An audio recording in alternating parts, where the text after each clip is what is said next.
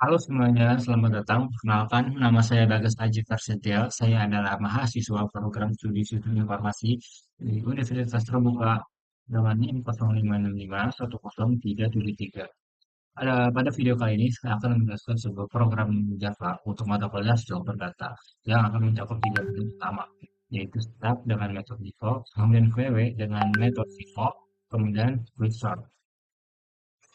Nah, untuk yang pertama, kita cari tahu dulu apa itu LIFO. LIFO yaitu last in first out.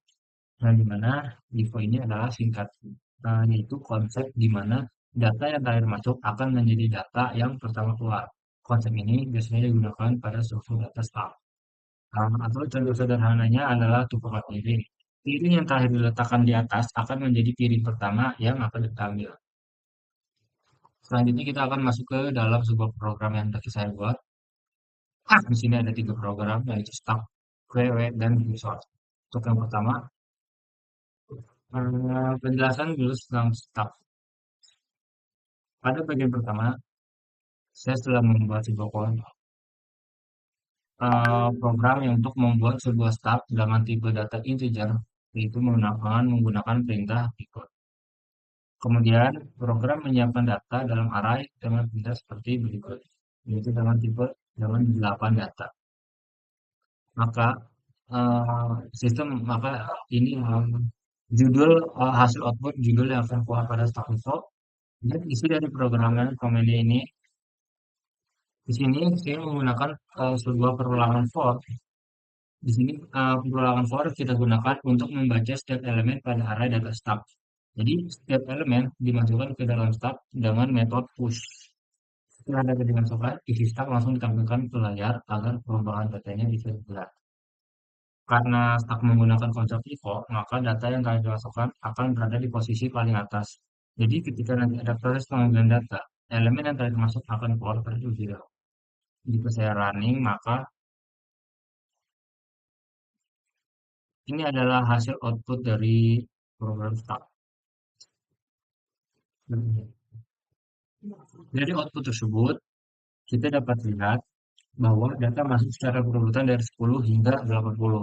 Maka dan di sini semakin banyak data yang dimasukkan, isi stack bertambah ke bagian belakang pada tampilan 4. Setelah semua data masuk, program akan menentukan isi stack sebelum proses pub. Nah, yaitu 10, 20, 80. Ini. Nah, pada proses pub. Berikutnya, program akan melakukan sebuah proses pub sebanyak 3 kali. Di sini kita menggunakan sebuah metode pub untuk mengambil sekaligus menghapus elemen teratas dari stack. Nah, output yang muncul adalah seperti ini. Terlihat jelas bahwa elemen yang keluar pertama adalah 80, lalu 70, lalu 60. Artinya, data yang terakhir masuk memang keluar lebih dahulu. Inilah bukti bahwa stack bekerja dengan konsep revo. Setelah 3 kali pub, isi akhir stack menjadi isi stack sesudah pub, yaitu 10, 20, 30, 40, dan 50.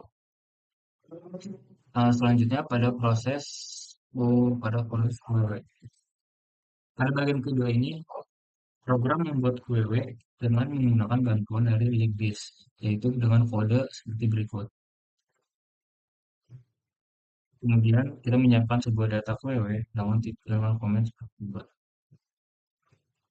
Query di sini query berbeda dengan stack. Query berbeda dengan stack. Jika stack menggunakan LIFO, maka query menggunakan konsep FIFO, yaitu first in, first out.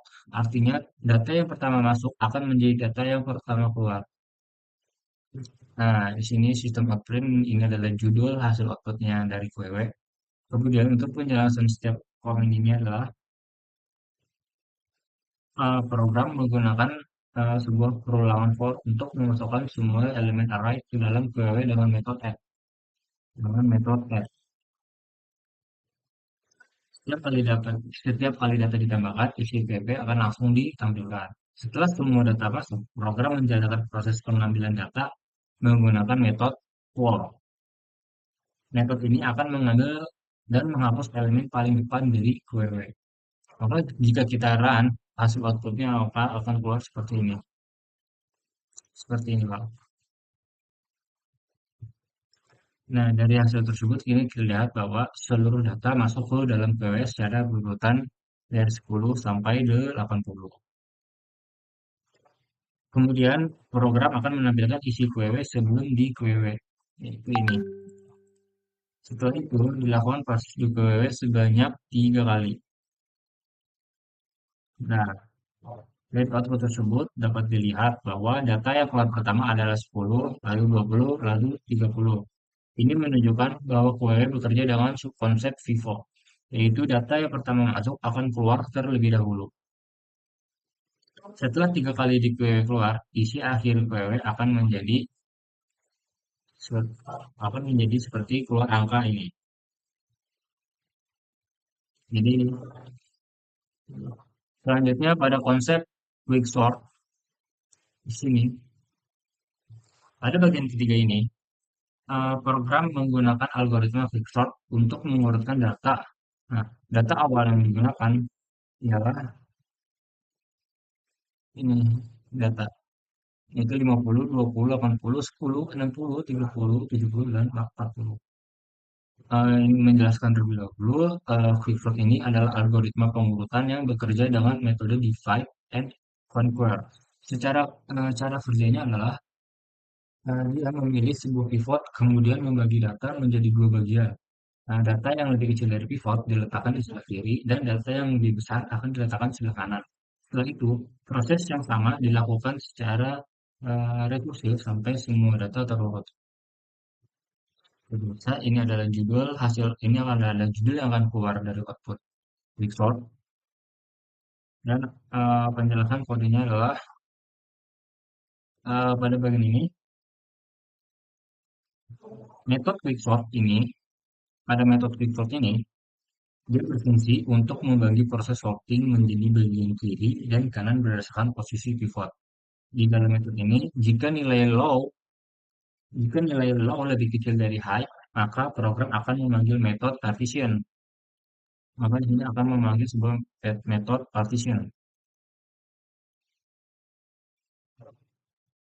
Untuk akan mengambil sebuah atau sorry, nah, metode partition untuk menentukan posisi pivot yang benar. Setelah posisi pivot didapat, nah, metode pivot dipanggil lagi untuk sisi kiri dan sisi kanan pivot. Nah, di sini, nah, pada metode partition, pivot diambil dari elemen terakhir yaitu data height. Variabel i digunakan untuk menandai posisi elemen yang lebih kecil dari pivot. Lalu, program melakukan perulangan dengan variabel j untuk membandingkan setiap elemen dengan pivot. Jika ada elemen yang lebih kecil dari pivot, elemen tersebut ditukar ke posisi yang sesuai. Setelah semua perbandingan selesai, maka pivot dipindahkan ke posisi yang benar. Lalu, jika kita running program ini, maka output yang akan keluar adalah seperti ini. Output ini menunjukkan bahwa data masih dalam keadaan acak dan belum terurut dari kecil ke besar. Setelah metode quicksort dijalankan, maka hasilnya akan menjadi seperti ini, yaitu ya data sesudah diurutkan. Dari output tersebut, kita terlihat bahwa seluruh elemen berhasil diurutkan secara ascending, yaitu nilai terkecil ke nilai terbesar. Ini membuktikan bahwa algoritma quicksort pada program sudah berjalan dengan benar. Kompleksitas quicksort pada kondisi rata-rata ini adalah log n, n log n. Sedangkan pada kondisi terburuk dapat menjadi O atau n2. Namun dalam banyak kasus, quicksort tetap termasuk algoritma sorting yang cepat dan efisien. Jadi, berdasarkan program yang telah dijalankan, dapat disimpulkan bahwa staf digunakan untuk menyimpan saat digunakan untuk menyimpan data dengan konsep default, sehingga data akhir masuk akan keluar terlebih dahulu. Kemudian, QW digunakan untuk menyimpan data dengan konsep default, sehingga data pertama masuk akan keluar terlebih dahulu. Dan yang terakhir adalah quicksort, yaitu quicksort digunakan untuk mengurutkan data dari kecil ke besar dengan metode divide and conquer. Jadi, padahal melalui program ini dapat dipahami bahwa struktur data sangat penting dalam pengolahan data, karena setiap struktur memiliki cara kerja dan fungsi yang berbeda. Dengan memahami staf, pegawai, dan vendor, maka saya dan teman-teman yang mempelajarinya akan dapat mengetahui bagaimana sebuah data itu dikelola, diproses, dan digunakan secara efisien dalam pemrograman. Sekian video saya. Terima kasih. Saya menyadari mungkin video ini belum sempurna, masih banyak yang harus dibenahi. Maka dari itu, saya juga terima sebuah kritik dan saran dari Bapak Ibu pengajar. Assalamualaikum warahmatullahi wabarakatuh.